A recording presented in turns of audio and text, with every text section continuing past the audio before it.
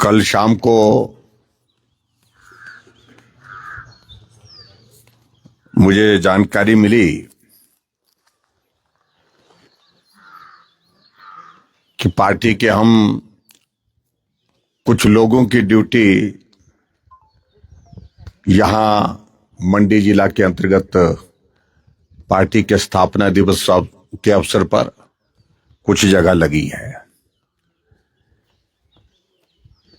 तो मेरी ड्यूटी आपके यहां गांव में लगी है और ये पार्टी का कार्यक्रम आज पूरे देश भर में हर पोलिंग बूथ पर हो रहा है, क्योंकि आज के दिन 6 अप्रैल 1980 को भारतीय जनता पार्टी की स्थापना हुई थी और स्थापना के हमारे 47 वर्ष जो है वो पूर्ण हुए हैं।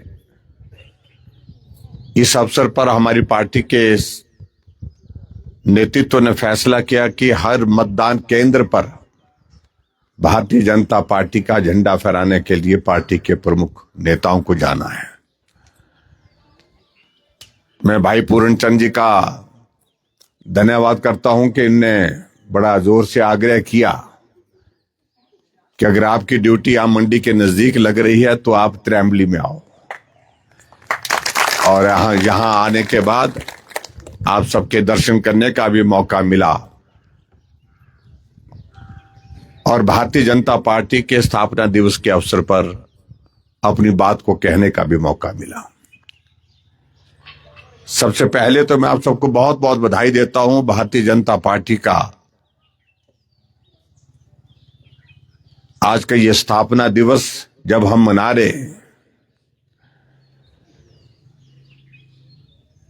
तो आज भारतीय जनता पार्टी देश की नहीं दुनिया की सबसे बड़ी पार्टी है।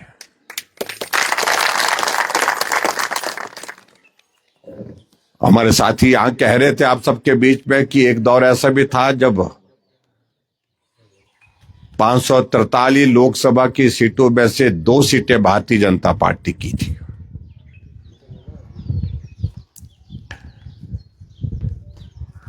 और ऐसे हालात लग रहे थे कि बहुत कठिन संघर्ष होगा आने वाले समय का चलने का।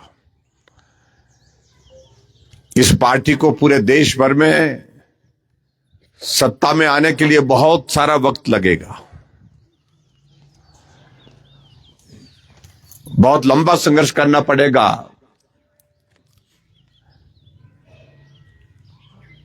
और हमारी पार्टी के बहुत सारे साथियों ने तो अपने जीवन भर में संघर्ष किया, लेकिन आज के इस दौर को वो देख नहीं पाए जहां भारतीय जनता पार्टी का कार्यकर्ता नरेंद्र मोदी जी देश के प्रधानमंत्री हैं। इस अवसर को नहीं देख पाए। और मैं समझता हूं ये हम सब लोगों का सौभाग्य है कि इस पीढ़ी के साथियों का, इस जनरेशन का, इस पीढ़ी का, जिन्होंने भारतीय जनता पार्टी की सरकार एक बार नहीं लगातार तीसरी बार जो है वो देश के अंदर देखी। देश के प्रधानमंत्री के नाते नरेंद्र मोदी जी को आप देख रहे हैं। और मैं इस बात को कह सकता हूं एक तरह का ये स्वर्णिम काल है पार्टी का हमारा।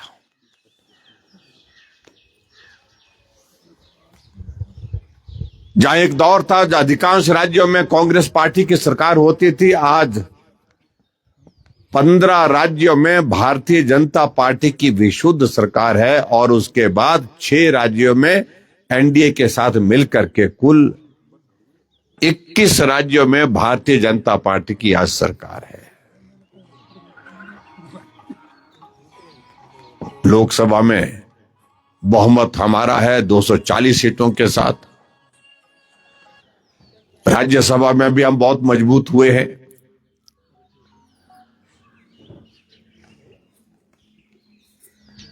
और पूरे दुनिया के लोकतंत्र में, अगर डेमोक्रेसी में अगर हम बात कहें तो आज की तारीख में अगर सबसे बड़े राजनीतिक दल के नाते जिस राजनीतिक दल की सबसे ज्यादा सदस्यता है वो सदस्यता भारतीय जनता पार्टी की है। भारतीय जनता पार्टी के हम कार्यकर्ताओं के लिए निश्चित रूप से गर्व का विषय है।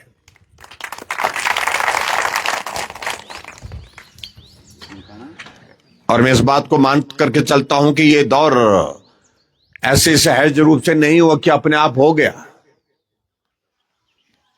कि पार्टी की उम्र बढ़ गई और उम्र बढ़ने के साथ साथ पार्टी मजबूत हो गई। इस पार्टी को यहां पहुंचाने के लिए बहुत सारे लोगों ने अपने जीवन के बलिदान दिए। बहुत लंबा संघर्ष रहा है।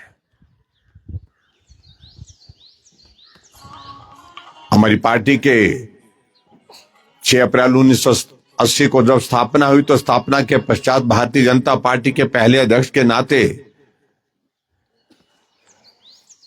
हमारे अटल बिहारी वाजपेयी जी थे। लेकिन आप में से बहुत सारे लोग इस बात को भी जानते हैं कि उससे पहले भी हमारी पार्टी जनसंघ के नाम से जानी जाती थी। डॉक्टर श्यामा प्रसाद मुखर्जी, पंडित दीनदयाल उपाध्याय, ऐसे लोगों ने इस पार्टी को यहां तक पहुंचाया। और हमारी पार्टी की विशेषता थोड़ी अलग तरह की थी, क्योंकि देश के साथ जुड़ करके, देश की संस्कृति के साथ जुड़ करके, देश के सम्मान और स्वाभिमान के साथ जुड़ करके हमारी पार्टी ने काम करने का जब फैसला किया तो निश्चित रूप से रास्ता सरल नहीं था, कठिन रास्ता था। जो बहुत कठिन मुद्दे थे, जटिल मुद्दे थे। आज हमारे लिए प्रसन्नता का विषय है कि देश की आजादी के पश्चात उन कठिन और जटिल मुद्दों का समाधान हमने अपनी आंखों से होते हुए देखा, जब भारतीय जनता पार्टी का मजबूत नेतृत्व इस देश को मिला। आज हमारे लिए प्रसन्नता का विषय है कि भगवान रामचंद्र जी के जन्म स्थान पर मंदिर बनना चाहिए, लेकिन क्यों नहीं बना? क्योंकि इसके लिए इंतजार करना पड़ा। 500 वर्षों से भी ज्यादा लंबा जो है वो संघर्ष करना पड़ा। 500 वर्षों के संघर्ष के पश्चात जो है भगवान रामचंद्र जी के जन्म स्थान पर मंदिर का निर्माण का कार्य जो है आप लोगों ने अपनी आंखों के सामने होते हुए देखा। और प्राण प्रतिष्ठा का कार्यक्रम भी हमारे देश के प्रधानमंत्री नरेंद्र मोदी जी के हाथों से होते देखा। जब देश को मजबूत नेतृत्व मिलता है,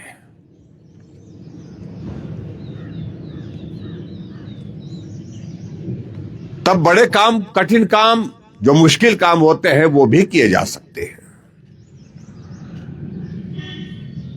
हम धारा 370 का जिक्र करते हैं।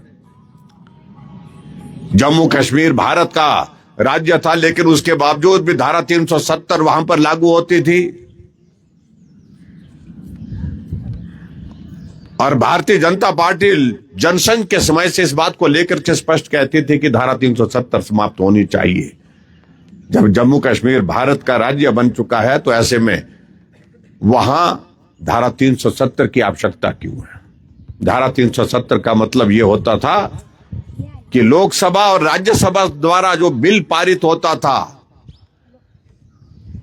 जो कानून बनता था दिल्ली में संसद में, वो लागू पूरे देश भर में होता था, लेकिन जम्मू कश्मीर में लागू नहीं होता था, क्योंकि धारा 370 होती थी। जम्मू कश्मीर का अपना झंडा था, तिरंगा झंडा हमारा देश का, लेकिन जम्मू कश्मीर का अपना झंडा हल के साथ हल के साथ जो है वो उसका निशान होता था, वो जम्मू कश्मीर का झंडा होता था। कानून अलग, नियम अलग, राज्य भारत का, प्रदेश भारत का, देश भारत, लेकिन उसके बावजूद भी धारा 370 की वजह से ये तरह की खामियां थी। लेकिन जब मजबूत नेतृत्व नरेंद्र मोदी जी के रूप में देश को मिला, आपने लोकसभा में, राज्यसभा में बिल पारित होते देखा और धारा 370 को समाप्त होते देखा। ये अंतर है जो बड़े फैसले हमारी सरकार ने किए। एक दौर था जब जम्मू कश्मीर में, मैं तो जम्मू कश्मीर में 4 वर्ष तक रहा हूं, वहां पर आतंकवाद क्या होता है, मैंने बहुत करीबी से इस बात को देखा है। बम ब्लास्ट होते थे, गोलियां चलती थी, बेकसूर लोगों की हत्या कर दी जाती थी, क्योंकि वो उनका कसूर सिर्फ इतना होता था कि क्योंकि वो हिंदू है। दहशत का एक माहौल होता था। और जब कभी सेना के जवानों की कार्रवाई में कोई आतंकवादी मारा जाता था कश्मीर घाटी में, 20-20 हजार, 25-25 हजार लोगों के जुलूस उसके जो है उसके शव के साथ निकलते थे, जनाजा निकलता था, और सरकार मूक होकर के देखती रहती थी, कुछ नहीं कर पाती थी। लेकिन जब देश के प्रधानमंत्री नरेंद्र मोदी जी बने, आज अगर जम्मू कश्मीर में कोई आतंकवादी हमारे सेना के जवानों के हाथों मारा जाता है तो उसका जनाजा नहीं निकलता है, वहीं दफन कर दिया जाता है जहां उसको मारा जाता है। एक आदमी गली में से निकलता नहीं है। तिरंगा झंडा जलाया जाता था, तिरंगा झंडा फाड़ा जाता था। यह आम घटना होती थी वहां जम्मू कश्मीर में। और जिस भाषा में जो हमारे पड़ोस के देश को संदेश देने की आवश्यकता थी, उस भाषा में उसको समझाने की आवश्यकता थी, उस भाषा में समझाया गया। अगर उड़ी में हमारे सेना के जवानों के ऊपर हमला होता है, 18 जवान वहां मारे जाते हैं, तो नरेंद्र मोदी जी ने कहा कि इसकी कीमत चुकानी पड़ेगी पाकिस्तान को। पीओके में घुस करके वहां पर सर्जिकल स्ट्राइक की, कितने मारे, कितने नहीं मारे, कितने बचे, इसकी गिनती उन पर छोड़ दी गई। पुलवामा में हमारे 40 जवान जो सेना के मारे गए विस्फोट में, जहां साजिश रची गई थी बालाकोट में पीओके के अंदर एयर स्ट्राइक करके वहीं उनको दफन करके आ गए।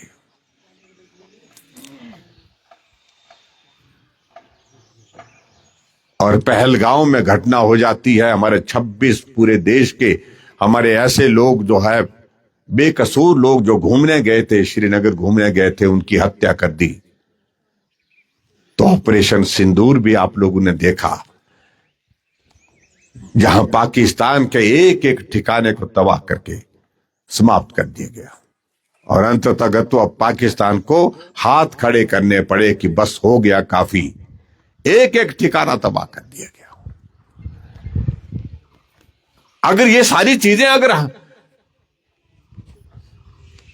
आप देख पाए हैं तो तभी संभव हो पाया जब भारतीय जनता पार्टी की सरकार बनी, केंद्र में एनडीए की सरकार बनी। मोदी जैसा आदमी नेतृत्व जो है देश का करने के लिए आगे आए। आज प्रधानमंत्री के नाते उन्होंने अपनी जिम्मेवारी को निभा दिया। घटना इससे पहले भी तो कितनी बार हुई, लेकिन जब पाकिस्तान की ओर से इस तरह की घटना होती थी, यहां से सिर्फ स्टेटमेंट दे करके उस पर शोक व्यक्त किया जाता था, दुख व्यक्त किया जाता था, उसकी छोटी मोटी जो है भर्त्सना करके जो है छोड़ दिया जाता था। लेकिन कार्रवाई होती नहीं देखी। कार्रवाई तब हुई जब मजबूत नेतृत्व नरेंद्र मोदी जी का मिला। इसलिए हम सबको इस बात का गर्व है। जब 2014 में नरेंद्र मोदी देश के प्रधानमंत्री बने, आपने इस बात को देखा कि हमारे देश की अर्थव्यवस्था जो है दुनिया की अर्थव्यवस्था में 11वें स्थान पर थी। लेकिन अब 12 साल हमारी सरकार को मोदी जी के नेतृत्व में पूरे होने जा रहे हैं, हमारी 11वें नंबर की अर्थव्यवस्था, 11वें नंबर की इकोनॉमी जो है चौथे नंबर पर पहुंच गई, चौथे नंबर पर पहुंच गई।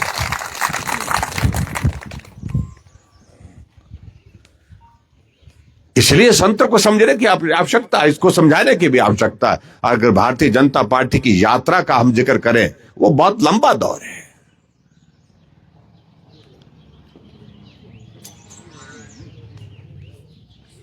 लेकिन ये पार्टी अगर यहां पहुंची है तो एक लंबा संघर्ष रहा है, लंबी यात्रा रही है, जिस संघर्ष के बहुत सारे साथी आज हमारे बीच में नहीं है। आज अगर वो जिंदा होते तो उस बात को देखते कि आज हमारी पार्टी देश के नहीं दुनिया की सबसे बड़ी पार्टी है। लगातार देश के अंदर तीसरी बार हमारी पार्टी की सरकार है। लेकिन हम सब इस पीढ़ी के लोगों को यह सौभाग्य प्राप्त है कि हम अपनी आंखों के सामने इस दृश्य को देख रहे हैं।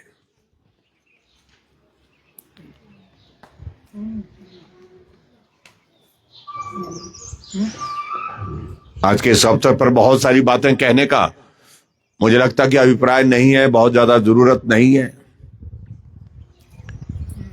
हिमाचल में सरकार बनी है, कांग्रेस पार्टी की सरकार बनी है, 3.5 वर्ष का कार्यकाल पूरा हुआ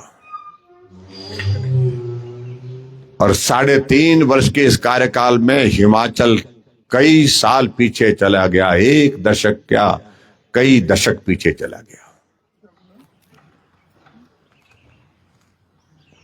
सरकार काम करने के लिए चुनी जाती है, लेकिन पहली बार हिमाचल देख रहा है कि सरकार काम करने के लिए, काम बंद करने के लिए चुनी गई है। ऐसे मुख्यमंत्री हिमाचल प्रदेश में बने हैं तो साधारण परिवार से। हम भी तो साधारण परिवार से थे, लेकिन हमने अपने अनुभव, जीवन के अनुभव से गरीब लोगों की पीड़ा को समझा, उनकी मदद करने के लिए रास्ते खोले। अगर कोई गरीब आदमी बीमार है तो उसके इलाज के लिए जब कठिनाई आती है तो अपने वो घर जमीन जो है बेच करके अपने इलाज करने के लिए विवश हो जाता है। परिवार के लोग रिश्तेदारों से ऋण लेकर के उसका इलाज करने के लिए उधार लेते हैं।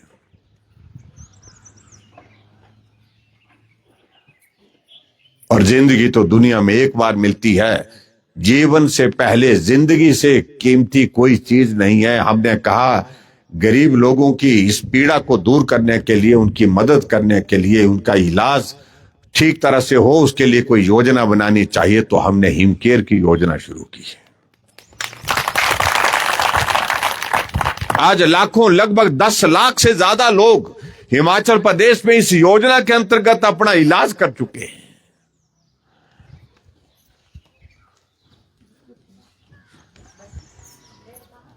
कई लोगों की जिंदगी बचाने में इस योजना की एक बहुत बड़ी भूमिका रही है। लेकिन हमारे सुखू जी कहते हैं कि इस योजना को तो बंद करना पड़ेगा, और बंद करने की तैयारी चल रही है। और बंद करने से पहले उनकी एक साजिश रहती है, षड्यंत्र करने की योजना, कि पहले इस योजना को बदनाम करो कि इसमें ये हुआ, उसमें वो हुआ। हमने कहा कि अगर आपने कोई जांच की है उसकी रिपोर्ट रखी जाए प्रदेश के लोगों के सामने। कहां किस आदमी का गलत इलाज हुआ है, किस आदमी का इलाज में फ्रॉड हुआ है। एक जगह आदमी ईमानदारी करता है, चाहे वो अमीर है चाहे वो गरीब है, जब उसको पीड़ा होती है, जब उसको दर्द होती है, जब बीमारी जो है वो जिंदगी लेने की जिद कर रही होती है, उस वक्त वो अपने खून पसीने की कमाई भी अपनी जिंदगी को बचाने के लिए, उस पीड़ा को दूर करने के लिए लगाता है। और उसके साथ सरकार से जो मदद जिस रूप में उसको मिल सकती है उसका भी ईमानदारी के साथ उसका उपयोग करता है।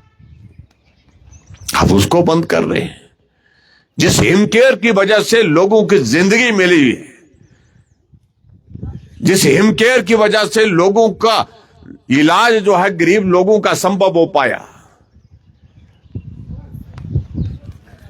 जिस योजना से जिंदगी मिली, उस योजना की ही जिंदगी समाप्त करने लगे। क्योंकि उनको परेशानी एक ही बात है कि जब हिमकेयर का जिक्र होता है तो सामने उनको जयराम दिखता है, भारतीय जनता पार्टी की सरकार की याद आ जाती है।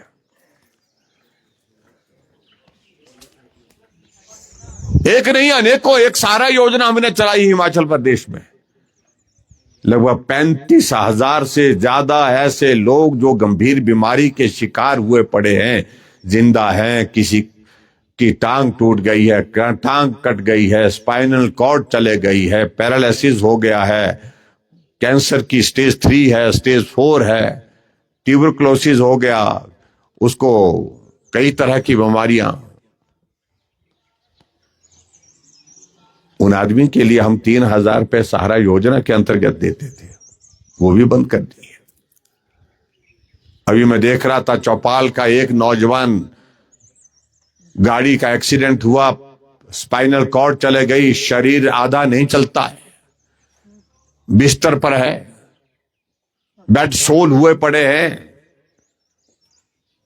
और वो घाव अगर देखें तो आदमी का दिल दहल जाता है, देख नहीं पाते।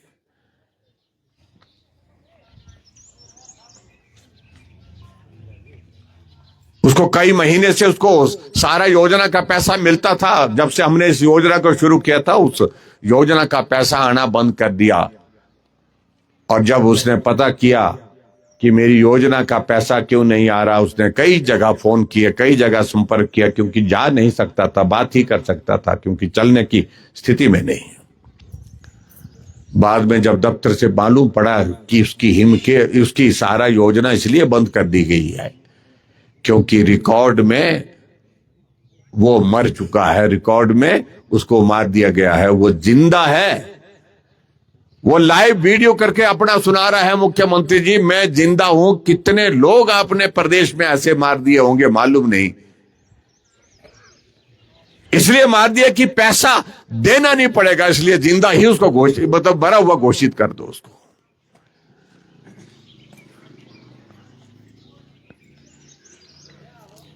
मतलब मैं कह सकता हूं कि ये मानवता का जो ऐसा एक चेहरा इस तरह का इस सरकार का सामने आया है, जो न्यूनतम स्तर पर, नीचे के स्तर पर चला गया।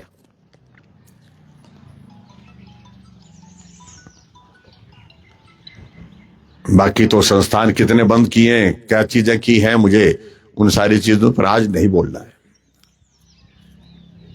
लेकिन हमने कहा कुछ काम तो करो।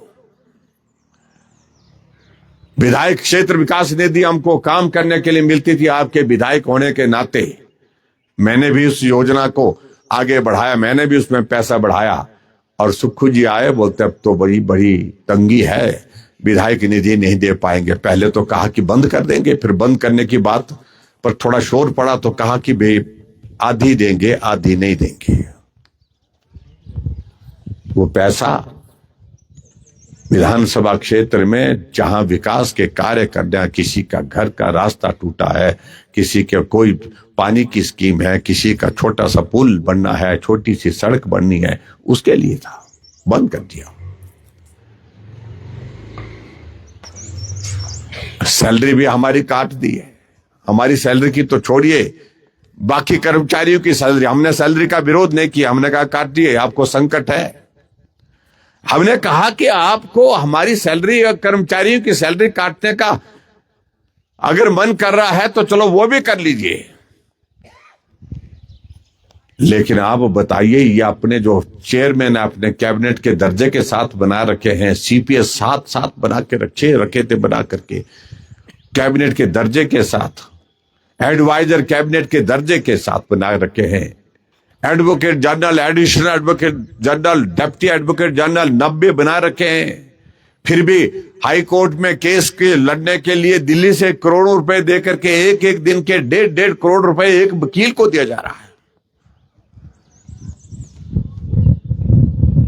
केस लड़ने का।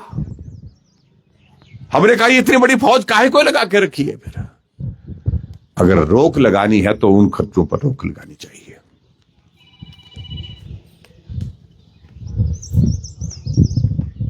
और वो चाह रहे कि मैं बेचारा बनूं, केंद्र पैसा नहीं दे रहा है। 1500 करोड़ रुपए मांग रहे थे, पूरन जी ने कहा 1500 नहीं 4000 करोड़ रुपए अभी दे करके आए, 3920 करोड़ रुपीस। जब विधानसभा के अंदर मैंने कहा कि धन्यवाद तो करो, बोलते किस बात का धन्यवाद? बोलते हैं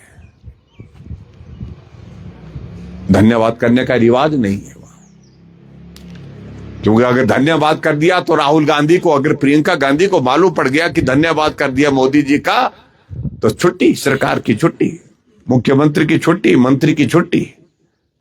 उनको एक ही काम दे रखा है कि खूब गाली दो, पानी पी पी करके गाली दो मोदी जी को और जयराम को। बोलते हैं अभी विधानसभा का सेशन था, फिर हमने भी थोड़ा काफी अल्लाह गुल्ला किया, हमने भी कसर नहीं छोड़ी। फिर मेरे स्वभाव में नहीं है ऊंचे बोलना, लेकिन जब कोई सामने वाला सुनने के लिए दोनों कान बंद कर दे तो बोलना ही पड़ेगा, ऊंचे बोलना पड़ेगा। अभी भी गला ठीक नहीं हुआ है, टाटू शुक्रिया जब मरे। लेकिन किस लिए? अगर हम आवाज ऊंची करके बोल रहे हैं, वहां पर विधानसभा के अंदर विरोध कर रहे हैं, इसलिए कर रहे हैं कि कांग्रेस की जो जन विरोधी नीतियां हैं उनका विरोध करना ही पड़ेगा। विधानसभा के अंदर की बात हो चाहे विधानसभा के बाहर की बात हो। पूरे हिमाचल प्रदेश में एक कोने से दूसरे कोने तक आपने देखा कि विकास कार्य पर पूर्ण विराम लगाए, सारा बंद, सब कुछ बंद।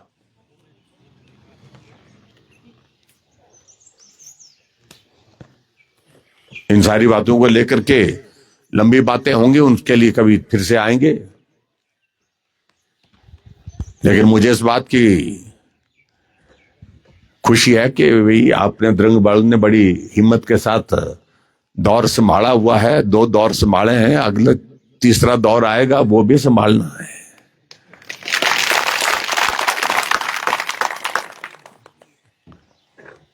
और इस बात को लेकर के, ये बात तो आप मान करके चलिए कि द्रंग विधानसभा क्षेत्र में आप लोगों ने बहुत कठिन काम को करके दिखाया है। जब आदमी डट जाता है, जुट जाता है,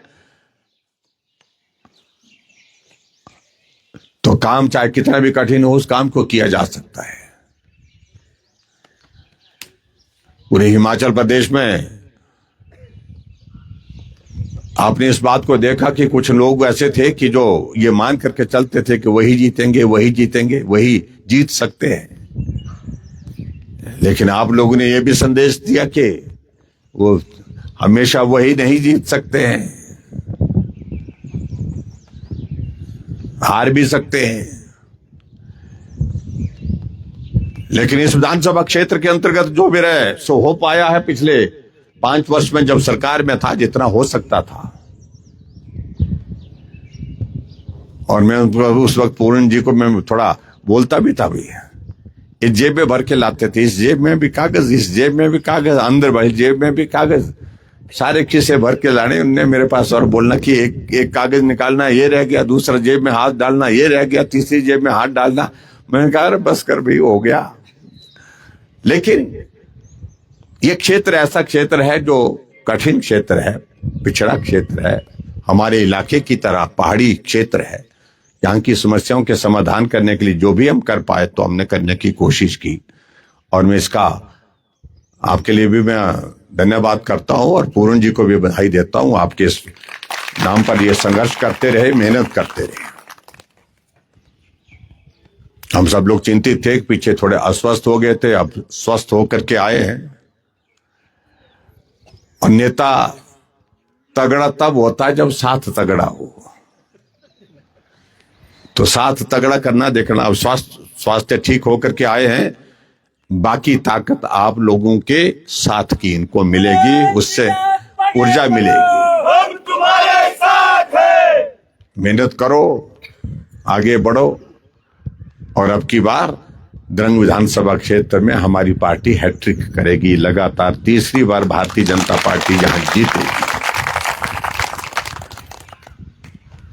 जहां तक रही सरकार की बात, कांग्रेस की सरकार की, हिमाचल प्रदेश की, ये तो समझो आपकी ये तो गई ही गई, नहीं रुक पाएगी ये। हमारे पहाड़ी में बोलते हैं ना कि विशु जी उतना ठीक। आपके पता नहीं ऐसे बोलते हैं कि नहीं बोलते हैं? कितना ठीक है भाई, ये गई हुई, दिख गई है, इतनी बची। अब क्या कर सकते हैं?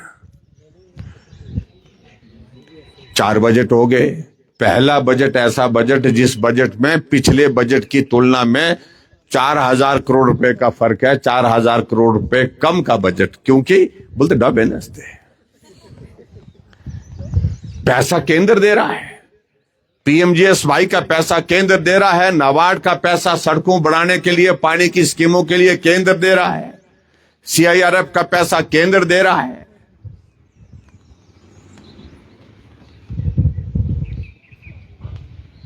हेल्थ सेक्टर में केंद्र का पैसा, एनएचएम का पैसा आ रहा है। एजुकेशन में केंद्र का पैसा आ रहा है। अगर हिमाचल प्रदेश को केंद्र का पैसा अगर नहीं मिलता तो यहां विकास कार्य जो है वो करना ही कठिन हो जाता। अब की बार तो जो बजट है उसमें ना सड़क के लिए पैसा है, ना पानी की स्कीम के लिए पैसा है, ना किसी विकास कार्य के लिए पैसा। सारे का सारा पैसा सिर्फ और सिर्फ किस बात पे जाएगा? सैलरी और पेंशन में जाएगा, इसके सिवाय और कुछ नहीं। हमको बुलाया, मुख्यमंत्री ने कहा कि आओ, बोलते हैं प्रदेश की आर्थिक स्थिति पर थोड़ा आप हमारी मदद करिए। हमने कहा मैं मदद क्या करनी है कि बोलता आप सुनो तो सही। फाइनेंस सेक्रेटरी ने प्रेजेंटेशन दी, वहां पर कहा कि हमारी स्थिति आर्थिक दृष्टि से ऐसी है कि जितनी भी सब्सिडी मिलती है, चाहे वो राशन पर सब्सिडी मिलती है, चाहे वो बिजली पर सब्सिडी मिलती है, चाहे वो पानी के लिए मिलती है, चाहे वो दूसरे किसी काम के लिए मिलती है, वो हमको बंद करनी पड़ेगी। ओल्ड एज की जो पेंशन हम देते हैं, वृद्धा पेंशन देते हैं, हैंडीकैप पेंशन देते हैं, विधवा पेंशन देते हैं, वो भी हमको बंद करने पड़े। मैंने कहा और बोलो। फिर आगे बोले कि बोलते हैं कर्मचारियों को जो हमारा डीए है वो भी नहीं मिल पाएगा, वो भी नहीं दे सकते हैं, एरियर है वो भी नहीं दे सकते हैं, मेडिकल रिम्बर्समेंट का पैसा वो भी नहीं दे सकते। मैं कहा और बोलो, और किधर हो। फिर आगे बोलने लगे कि हिमाचल प्रदेश में विकास के कार्य पूर्ण रूप से बंद करने पड़ेंगे, कोई विकास के कार्य हम नहीं कर पाएंगे। मुख्यमंत्री की हाजिरी में फाइनेंस सेक्रेटरी बोल रहा है। मैंने कहा और बोल। फिर आगे बोले कि भाई अब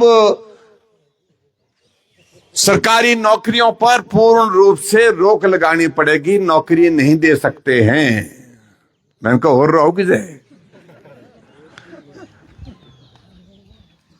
बोलते उसके बावजूद भी 6-7 हजार करोड़ रुपए का घाटा रहेगा। वो घाटा कहां से पूरा करना? बजट में जो रहता है खर्चे का और आय का, जो खर्चा का जो बीच में रहता है उसकी बात। ये तो स्थिति है हिमाचल से।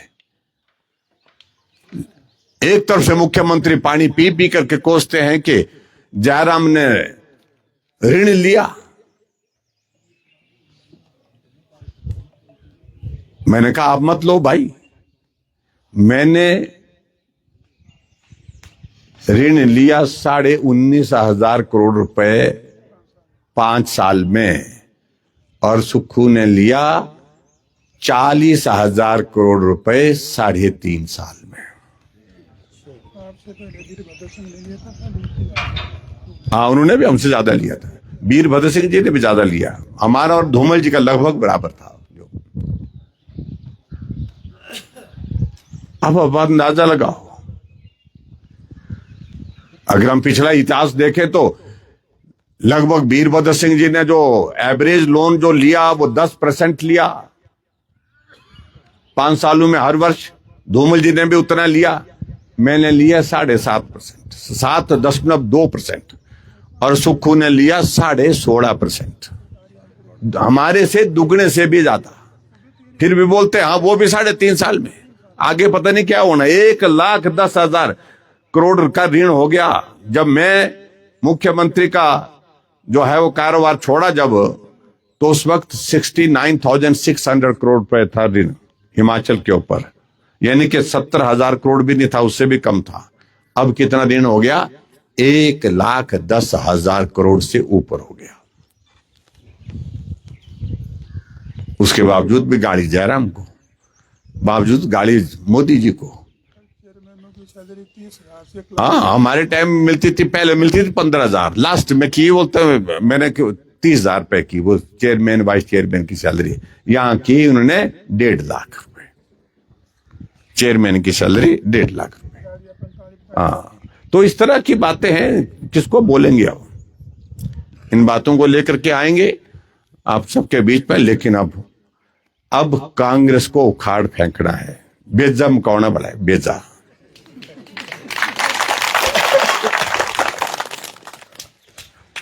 मंडी में तो कर ही दिया है एक आधा शॉर्ट, थोड़ा सा खेत बोलते हैं, क्या बोलते हैं आपके ना, शॉडू। हाँ, शॉडू रहा, छोटा जो खेत का जो छोटा हिस्सा होता है उसको शॉडू बोलते हैं हमारे पहाड़ी में, शॉड। हाँ, शॉडू रहा थोड़ा सा। हाँ, तो ये स्थिति आपको तो मैं कि उसके लिए हम सब लोगों को काम करना है। मैं इतना ही कहना चाहता हूं, देखो कि हिमाचल प्रदेश में बहुत ज्यादा जरूरत इस वक्त जो है वो भारतीय जनता पार्टी की सरकार की इसलिए है क्योंकि केंद्र सरकार में जो योजना है वो तभी ठीक प्रकार से हिमाचल प्रदेश में लागू हो पाएंगी जब प्रदेश में भी सरकार भारतीय जनता पार्टी की हो। केंद्र से काम देते हैं, पैसा देते हैं सड़क बनाने के लिए, यहां पर वो पैसा खर्च किया जा रहा है मित्रों के ऊपर, उनके गाड़ियों के लिए, उनके बंगले के लिए, उनकी सारी चीजों के लिए। केंद्र से पैसा दिया जा रहा है पानी की स्कीमों के लिए, यहां वो पैसा दिया जा रहा है सैलरी पर, पेंशन पर। तो इसलिए आपको तो मैं कि ये बड़ा चिंता का विषय सब लोगों के लिए है। इसलिए बस हमारी पार्टी की आज प्रदेश कार्यकारिणी की बैठक शुरू हो रही है, आज और कल की। हम उसमें फैसला ले रहे हैं, प्रस्ताव ले रहे हैं कि सरकार को उखाड़ फेंकेंगे, कांग्रेस की सरकार को उखाड़ फेंकेंगे। और ये हमारी जरूरत नहीं, पूरे प्रदेश की जरूरत है। अब मुझे बोलते हैं, जब मैं बोलता हूं कि उखाड़ फेंकेंगे तो सुखू बोलता है कि बड़ी जल्दी है जयराम जी आपको। बोलता है मैं कब, मेरे को नहीं है जल्दी, लोगों को लगा चेका। जो हमारे गांव के लोग हैं बेचारे वो दिन दिन गिन रहे हैं, एक एक दिन गिन रहे हैं कि भाई कब जाए ये सरकार। क्योंकि प्रदेश के हित में ये सरकार का जाना ही है। ये सरकार ने झूठी गारंटियां दे रखी है, 1500 रुपए महिलाओं के खाते में पहली कैबिनेट की बैठक में। 18 साल से 60 साल की सभी महिलाओं को मिलेंगे। कितने मिली, कहां मिले? फिर कहा कि 5 लाख नौकरियां 5 साल में, पक्की नौकरियां, 58 साल वाली नौकरियां, पेंशन वाली नौकरियां। और अब फाइनेंस सेक्रेटरी कह रहा है कि नौकरियों पर रोक लगानी पड़ेगी, बंद, सब कुछ बंद, कोई नौकरी नहीं। 3.5 साल में तो 3.5 लाख नौकरियां होनी चाहिए थी गारंटी के हिसाब से। बहुत सारी गोबर की गारंटी दे रखी, बिजली कहा कि 300 यूनिट दे देंगे हम, नौजवानों के लिए कहा कि आपको रोजगार देंगे हम। बहुत सारी बातें हैं जिन बातों को लेकर के चर्चा करेंगे। लेकिन आज के स्थापना दिवस के अवसर पर आप सब लोग आए, आप सबका बहुत बहुत धन्यवाद। और मैं आप सबसे यही निवेदन करना चाहूंगा कि वर्तमान कांग्रेस की सरकार को उखाड़ फेंकने के लिए सबसे बड़ा जिम्मा आप मंडी वालों के ऊपर है। हम मंडी वालों के पिछली बार भी हमने बस थोड़ी सी कसर रही थी, नहीं तो बेजा मुक्का थी, हमारे मंडी मुक्का थी बेजा। लेकिन अगली बार ये बेजा नहीं रखना है, ठीक है ना। 1 सीट पे 10 सीटों में से 1 सीट पर बची है थोड़ी सी, तो अगली बार ये भी हमने ठीक करना है। तो इसलिए मेरा आप सबसे यही निवेदन है स्थापना दिवस के इस अवसर पर कि आओ संकल्प लें कि हिमाचल प्रदेश में भारतीय जनता पार्टी की सरकार बनाएंगे, कांग्रेस को उखाड़ फेंकेंगे। जिस सरकार ने यहां पर हिमाचल प्रदेश के लोगों का जीना दूभर कर दिया है, उस सरकार को सत्ता में रहने का कोई अधिकार नहीं है। इतनी बात कहते हुए आज भारतीय जनता पार्टी के स्थापना दिवस के अवसर पर आप सबको बहुत बहुत बधाई, बहुत बहुत शुभकामनाएं। नमस्कार, जय हिंद।